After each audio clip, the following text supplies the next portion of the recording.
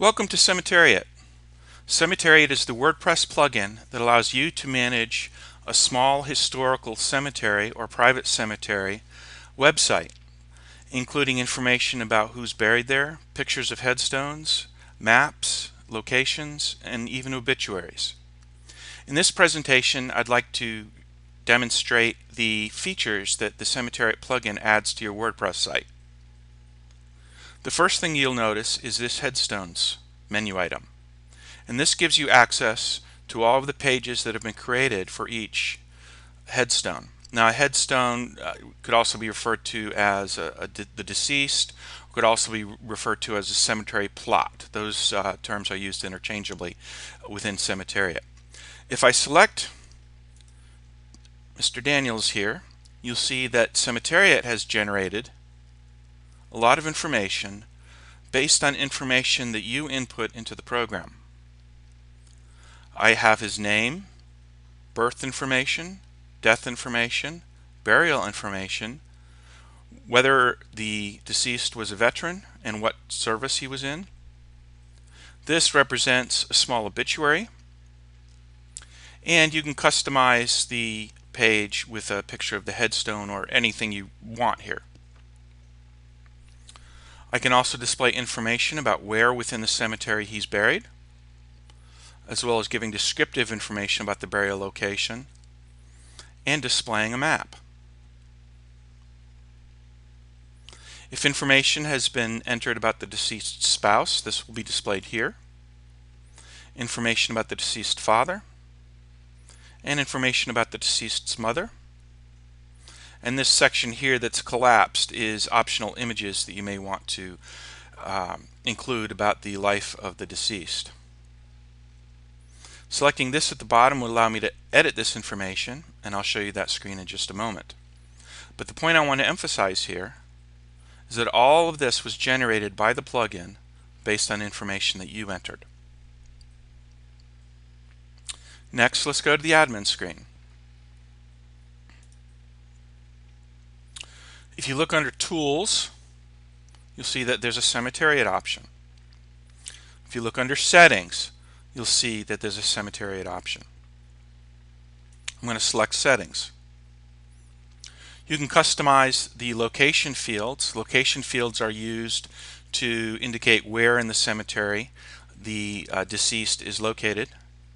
Minimally, you have to have a plot, but other than that, you don't have to have any of these other fields, although you do need to provide enough information for each plot location to be unique.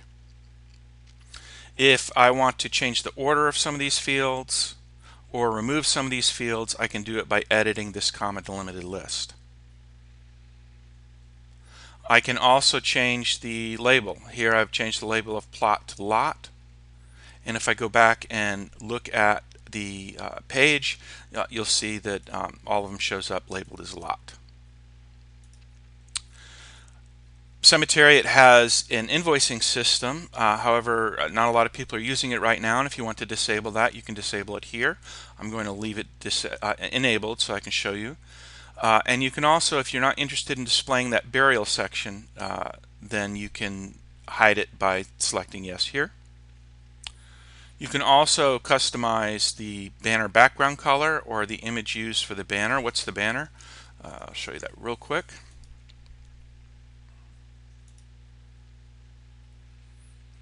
This right here is the banner that's used to separate the sections,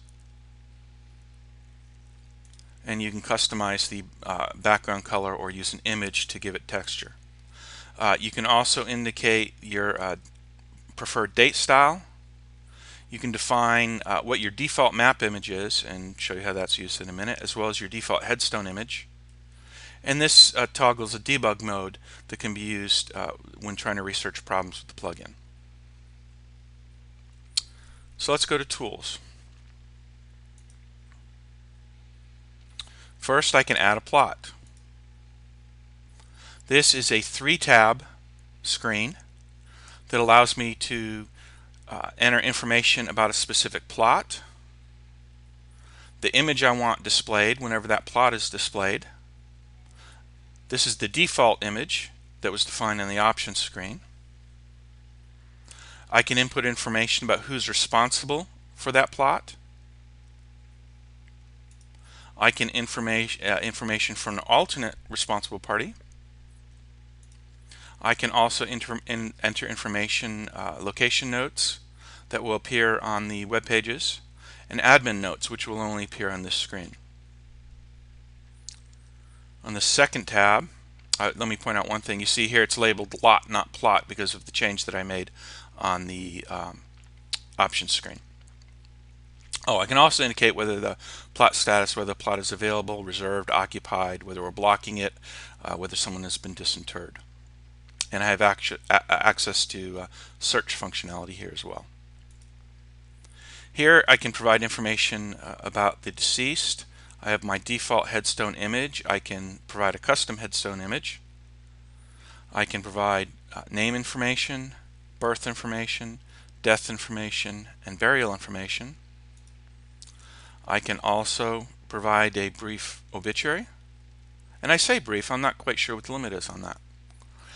Information about the spouse, information about the father, information about the mother. I can also indicate that this information that's in the database is not for display. And I can enter additional images to be displayed at the bottom of each web page for this deceased. And burial plot invoice information, including the price, how much has been paid, the tax, and I can view and manage payments, but I have to have an invoice to do that. Let's go back to Tools, Cemeteriat. I can add multiple plots at one time. Here I enter an area, section, a block, a range of rows, and a range of lots, and provide a default plot status. I can import data from a comma delimited list.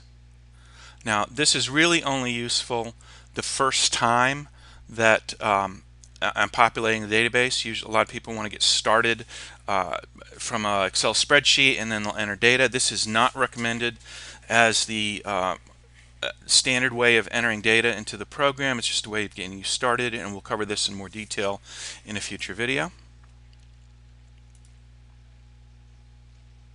I can enter information about the cemetery itself and the cemetery staff.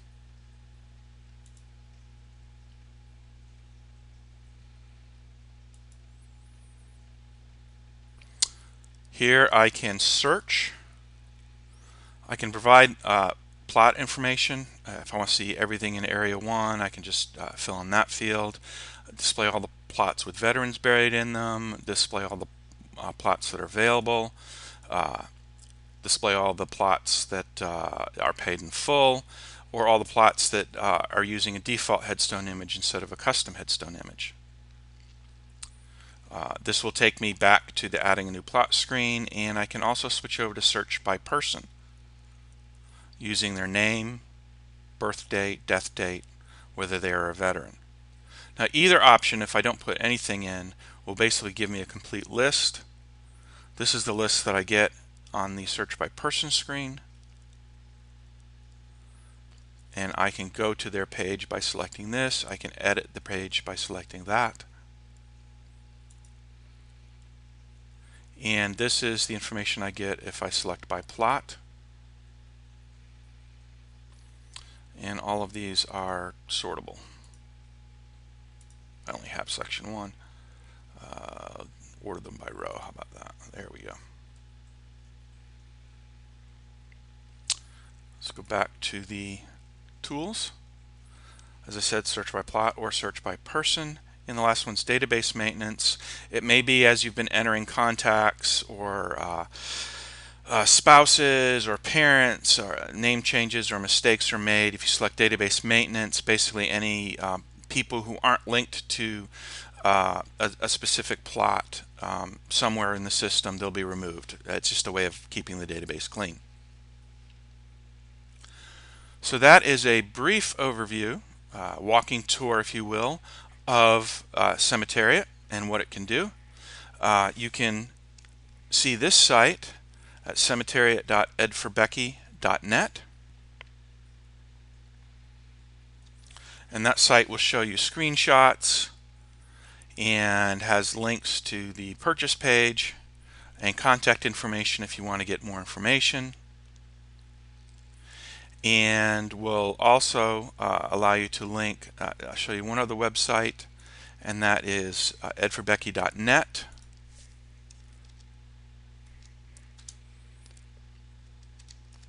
If I go there, there's also support for Cemeteriat. There's a support forum and information on various features. This is typically where we link a lot of our help guides, although a lot of them are moving over to this page as well. So I hope this brief tour of the Cemeteriat plugin for WordPress has been helpful, and I thank you for taking the time to view it.